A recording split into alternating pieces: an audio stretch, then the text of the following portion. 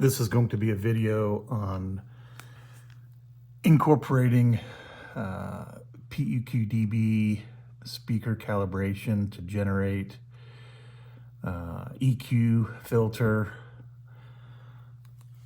for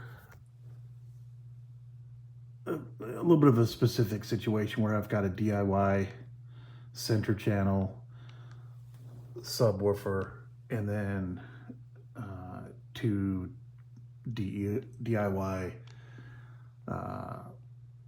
right and left speakers. So what you'll need is a computer, Qlix 5K, fully charged. And the first thing I would do is go into your computer sound settings and make sure that you have disabled any default audio enhancements. I would disable any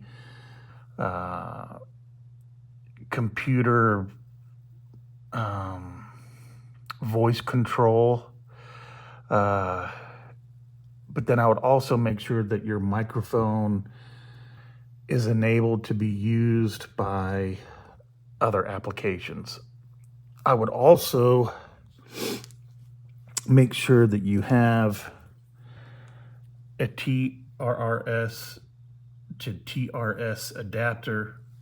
My computer, for whatever reason, this 3.5 jack, if I try to use my calibrated microphone with TRRS,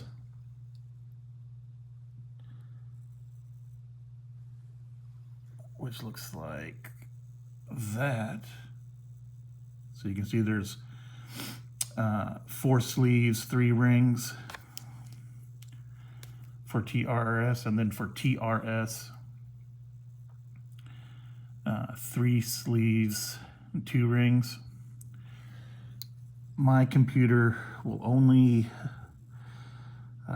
record properly with the microphone with the TRS into the 3.5. So you'll also benefit from using a calibrated microphone, and it'll be nice to have, for additional steps, it's going to be nice to have TRS to RCA. So the first step is with speaker calibration at the PEQdB website. Now this generates a filter at 500 hertz and lower. So it calibrates the speaker 500 hertz down to 20 hertz. And this is pretty straightforward. Once you've made sure that your computer has been set up appropriately to use the microphone, again, you go into sound settings,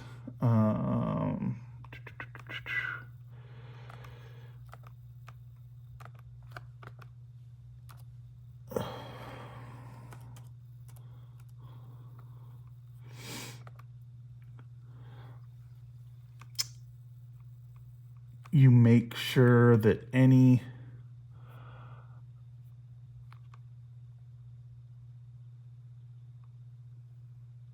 audio enhancements are turned off. You make sure that you have your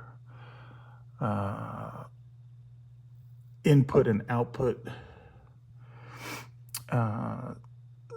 settings appropriate.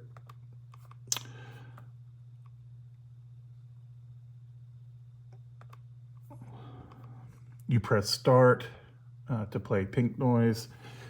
While you're playing the pink noise at your listening position, the pink noise will play for 6 seconds, and you'll essentially, in 360 degrees, move the microphone around your head while you're recording the pink noise. That will then generate a baseline EQ filter. And then the next step is with PEQdB, and then you'll start the listening test where you'll have 9 trials, and that will then fine tune your EQ filter 500 hertz and below. This will then generate a 10 EQ band parametric EQ filter, again 500 hertz and below. You save that to your computer, it'll go to downloads, and then you'll go to the PEQdB Chrome extension. You'll go to the DSP and you will use the up arrow to upload the PEQdB generated parametric EQ filter for your testing through the 9 trials and the initial recording of pink noise.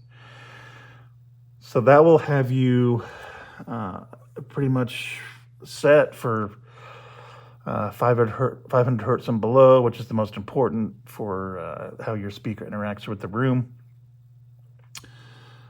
And that also, that's all you really need to do if you're just doing this for a speaker pair, or one speaker and a subwoofer, or a pair of speakers and a subwoofer. You're good to go. But if you have a setup where it's 2 main speakers left and right, a subwoofer and a center channel, and you already have amplifiers with high pass and low, 2 separate amplifiers, one for the subwoofer that already has DSP with a little DSP controller, and the 2 main DIY speakers run off an amplifier that you're high passing at 200 hertz, and you want to incorporate a full parametric EQ. That's where you get a little bit more involved, and you're gonna get into the world of the free REW software. And this is a pretty involved step. Yeah, I meant to say, yeah, so with the first step, once you've downloaded the 500 hertz PEQdB generated filter, you could upload it to APO. And so if you're just using your computer as a source, with either 2 main speakers and a sub, or 1 speaker and a sub, you're pretty much good to go. But in my situation, I have a television as the source, and that's why you get sort of led down the road of REW and incorporating more measurements, and also an additional DSP, so you can send full frequency flat to your previously DSP'd main speakers and sub with the little DSP and the high pass filtered amplifier. And this is a pretty involved step, and the very best sort of overview of how to do it is with this bloke's video, HD movie source, speaker target curves and house curves. This is basically for what I utilize for above 500 hertz to correct this speaker, this DIY speaker. And I love the speaker. It was designed with TV as the source, so dialogue was the priority. So the SPL of the planar mid-tweeter is higher than the woofer, which is great for movies and TV where you want to focus on the dialogue and hear clearly what the actors and the sports broadcast dialogue is saying. But for some music, the focus on the sort of the mid and sort of the mid treble and the upper bass and mid frequencies, or because they're a little bit more forward with the higher SPL, some songs can be and some, especially female voices, can be a little fatiguing.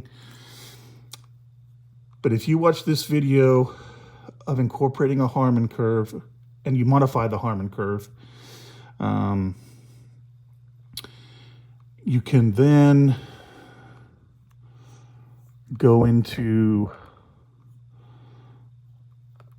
REW and do basically the same thing that you did with PEQdB. You record sweep trials. You get an average response, and then you upload a Harman curve. Then you modify the Harman curve relative to your speaker response and sort of this inverted correction curve. And then once you've looked at the inverted correction curve relative to your speaker's frequency response, then utilizing a DSP. This is essentially from PEQdB. So for 500 hertz and below, basically I just use the PEQdB correction, and then this is the correction from the REW measurements. And this tones down this fatiguing SPL forward upper mid-range. So now I have essentially this correction for the DIY center channel, and then full range going into the other two amplifiers, and then the DSP for the sub. I know this was sort of a long-winded, winding video that covered a lot of ground, but I think the most important is what I covered at the very beginning, is making sure your sound settings are correct on the computer, testing the microphone, and this TRS to TRS adapter, that could be a big help for a lot of people. All right.